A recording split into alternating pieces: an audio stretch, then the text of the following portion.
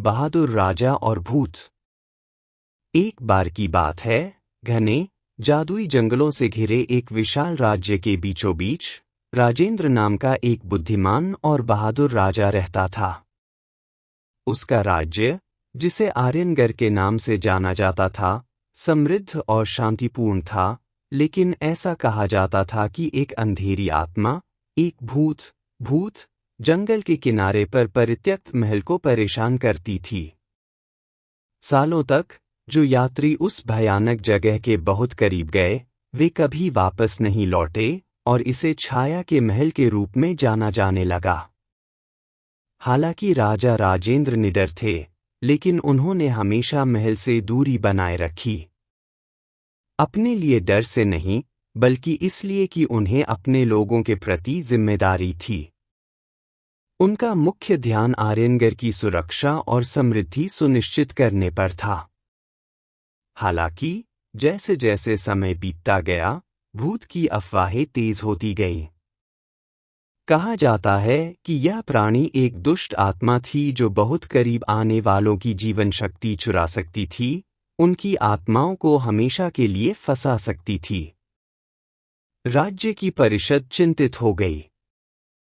लोगों ने कानाफूसी की कि राजा को कार्रवाई करनी चाहिए, कहीं ऐसा न हो कि भूत की शक्ति बहुत बढ़ जाए और आर्यनगर को ही खतरा हो जाए।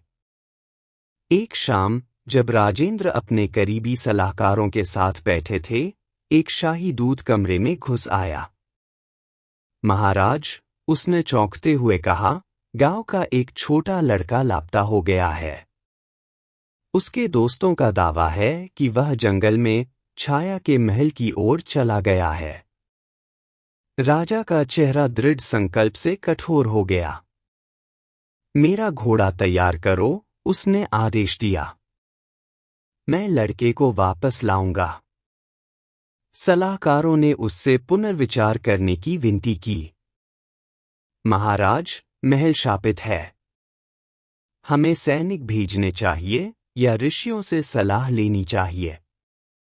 आपको अकेले नहीं जाना चाहिए।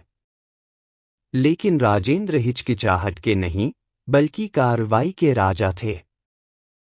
मैं अपने लोगों को ऐसे खतरे में नहीं भेज सकता जिसका सामना मैं खुद नहीं करना चाहता, उसने दृढ़ता से कहा।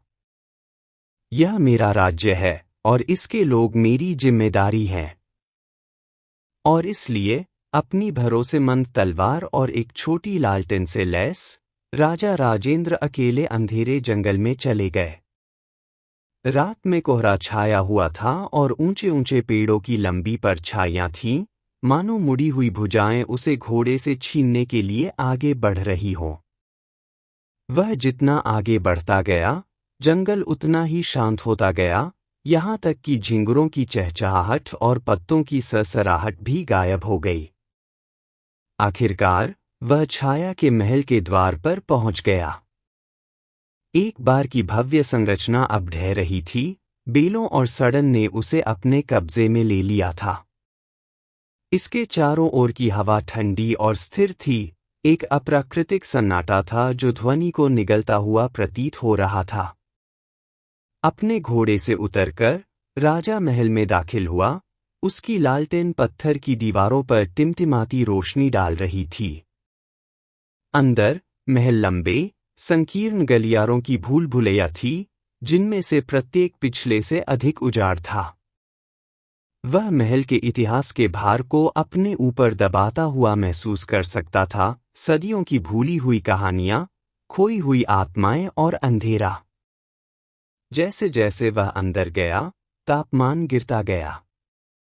उसकी सांस धुंध में बदल गई और दमनकारी चुप्पी एक धीमी, भयानक फुसफुसाहट में बदल गई, जैसे कि दीवारें खुद उससे बात करने की कोशिश कर रही हों। अचानक हॉल में एक डरावनी आवाज गूंजी। तुम क्यों आए हो, नश्वर राजा? आवाज फुसफुसाई। क्या तुम उन लोगों में शामिल होना चाहते हो जो यहां मारे गए हैं? राजेंद्र अपनी तलवार की मूठ पर हाथ रखते हुए खड़ा था।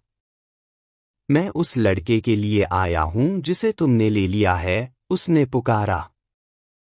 अपने आप को दिखाओ, आत्मा, और मैं तुम्हारी पीड़ा को समाप्त कर दूंगा। छाया से एक आकृति उभरी, लंबी और दुबली, पीली, पारदर्शी त्वचा और खोखली आंखों वाली, जो किसी दूसरी दुनिया की रोशनी से चमक रही थी। यह भूत था, एक प्राचीन आत्मा जो कभी एक शक्तिशाली जादूगर थी। बहुत पहले उसने इन जमीनों पर राज किया था, लेकिन अमरता की उसकी प्यास ने उसे काले जादू में उलझा दिया था। अब वह जीवन और मृत्यु के बीच फंस गया था। उसकी आत्मा हमेशा के लिए महल में भटकने के लिए अभिशप्त थी। भूत ने मुस्कराते हुए अपने तीखे, सड़े हुए दांत दिखाए। आप बहादुर हैं, राजा राजेंद्र, उसने फुसफुसाया। लेकिन सिर्फ बहादुरी से आप नहीं बच सकते। मैंने कई लोगों की जान ली है, और आपकी भी जान नहीं बचेगी। राजा ने बिना किसी परेशानी के अपनी तलवार निकाली, जिसकी धार लालटेन की रोशनी में चमक रही थी। मैं तुमसे नहीं डरता, उसने घोषणा की। अगर तुम लड़ना चाहते हो तो मुझसे लड़ो, लेकिन लड़के को जाने दो। भूत ने ठहाका लगाया, जिसकी आवाज खाली हॉल में गूंज रही थी। तुम मुझे सिर्फ स्टील से नहीं हरा सकते, मूर्ख राजा। मैं किसी भी हथियार से ज्यादा मजबूत जादू से बंधा हुआ हूं। लेकिन राजेंद्र बिना तैयारी के नहीं आए थे। उनके दूसरे हाथ में एक छोटा सा ताबीज था, जो उन्हें राज्य के सबसे बुजुर्ग ऋषि ने दिया था। यह ताबीज जादुई क्रिस्टल से बना था, और कहा जाता था कि इसमें श्रापों को तोड़ने की शक्ति है।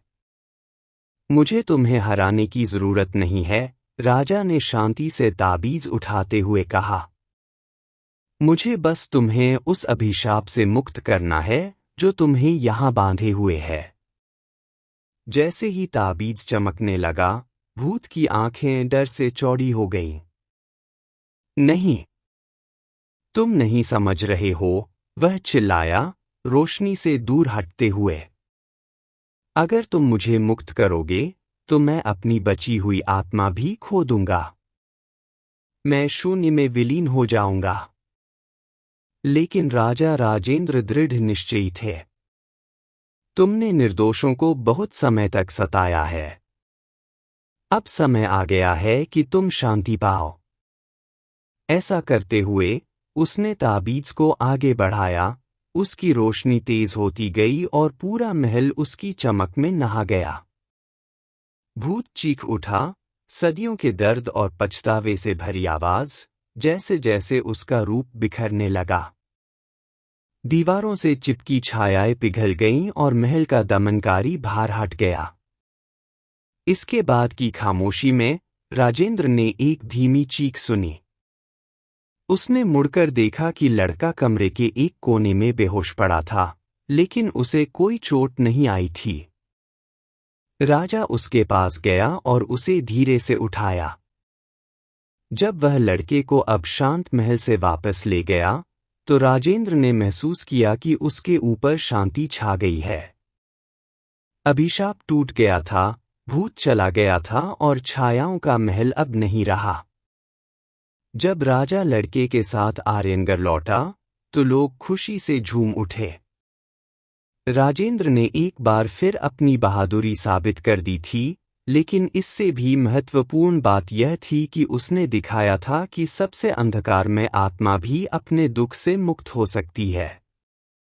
और उस दिन से उस बहादुर राजा की कहानी, जिसने भूत का सामना किया, किंवदंती बन गई, जो सभी को याद दिलाती है कि साहस, बुद्धिमत्ता और करुणा ही एक महान शासक के सच्चे लक्षण हैं।